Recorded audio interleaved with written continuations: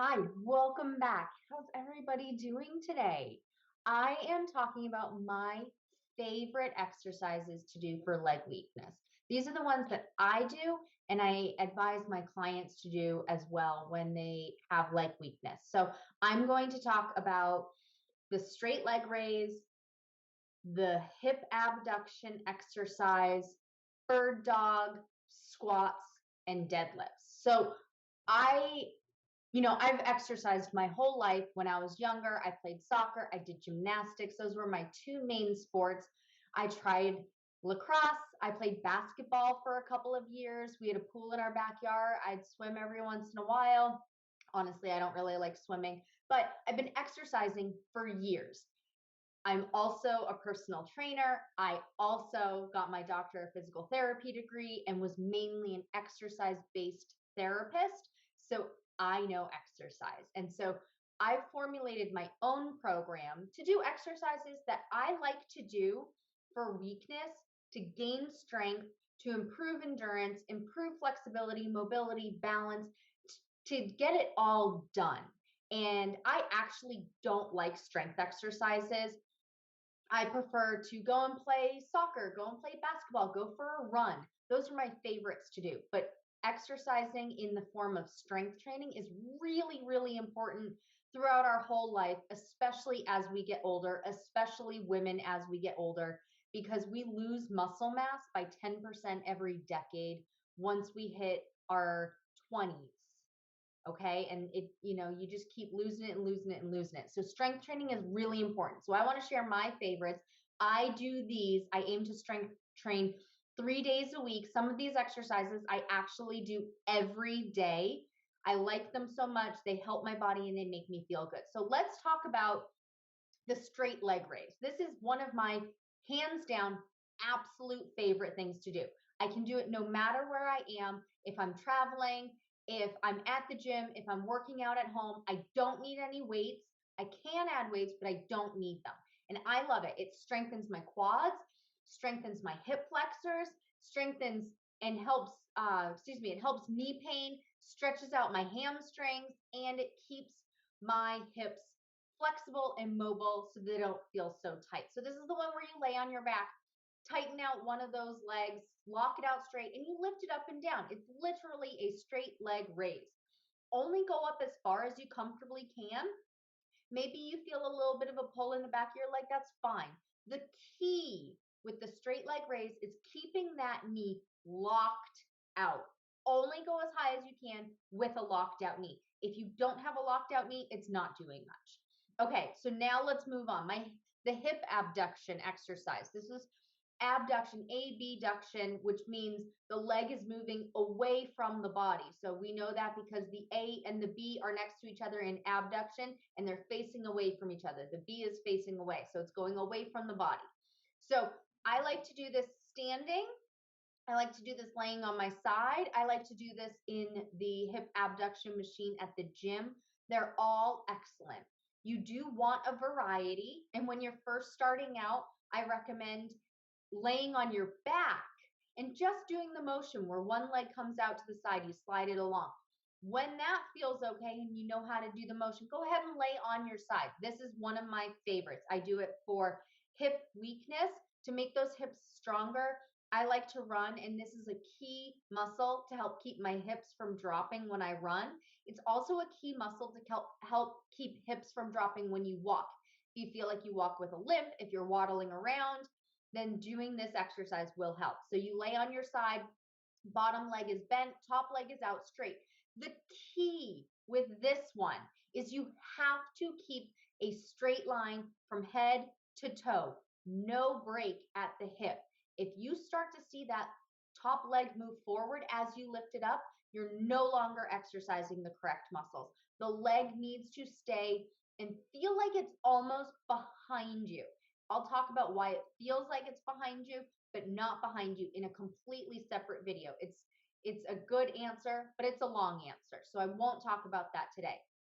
If you aren't sure if you can keep that position, lay with your back and butt and heel touching a wall. You slide that leg up and down. Your back, your butt, and your heel need to stay in contact with the wall the whole time. If they're not, you're not doing it right. Okay, so the hip abduction really helps strengthen those hips to make it so that you walk better, especially if you're walking with a limp. If you can't do it laying on your side for whatever reason, you can't get up from the floor, you don't want to do it in bed, it's too hard, you can walk from side to side. It's the same type of exercise. Your body's just doing it differently, laying on your side versus standing versus laying on your back works the muscles a little bit differently. So that's why you want a variety. Okay, so that was hip abduction. Next, let's talk about bird dog. So this is the one where you're on your hands and knees, you move one arm forward and the opposite leg backward at the same time, and they come out like that. It's really hard to do. It's one of my favorites. I couldn't do it when I first got started doing exercises on my hands and knees. I had to work up from there. If you can't do that, if you can't do the bird dog, be on hands and knees, hands immediately underneath the shoulders, knees immediately underneath the hips, and engage your tummy. Pull your belly button towards your spine. As you get good with that and you can keep a stable, straight, unwavering back while you're doing that, then just start picking up one arm. I have lots of videos about how to do quadruped hands and knees exercises, and maximally, optimally, you want to be able to do the bird dog. That one is my absolute favorite. Okay, let's move on to squats. I love squats. It helps strengthen quads, glutes, hamstrings, helps stretch out muscles that are tight in the front of the knee. So if you have a tight knee, and doing just a little squat helps improve that flexibility and mainly helps improve strength. If you're having trouble getting up from a chair, if you're having trouble getting up from the toilet, if you can't squat down to pick something up, you need to be working on squats. If you can't do a squat, I have modified exercises for that. Those are, again, other sets of videos because today I'm talking about squats.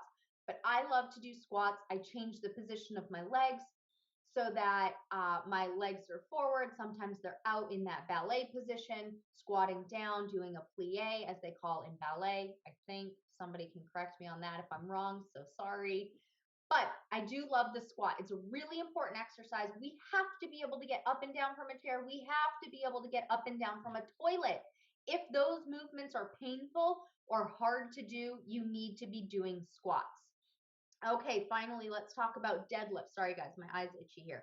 Let's talk about deadlifts. I love the deadlift. This helps you be able to pick items up off the floor. It helps you stand taller, and it helps loosen up tight hips. I didn't start doing deadlifts until a couple of years ago. I thought they were dangerous.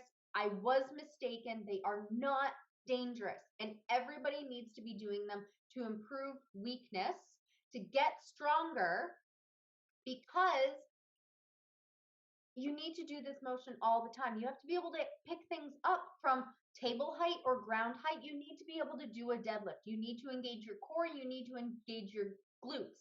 You hear people say all the time, lift with your legs, not your back. Well, doing a deadlift, you really should be lifting with your legs in the deadlift position, even though it looks like you're lifting with your back. I promise you're not only lifting with your back. Of course, it's involved. It's part of your body. So doing that deadlift is amazing. And I didn't realize this until just a couple of months ago, but this is the top exercise that actually loosened up the front of my hips. I started sitting around a lot during the pandemic. Not that I wasn't doing anything, but I started doing a lot more online visits with my clients.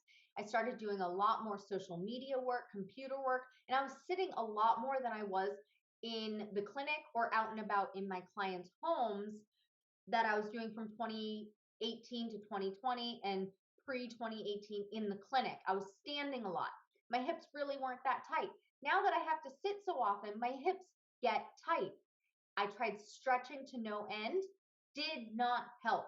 The deadlift, game changer. So if you have tight front of the hips or you need to be able to lift things off the ground, the deadlift is important for you.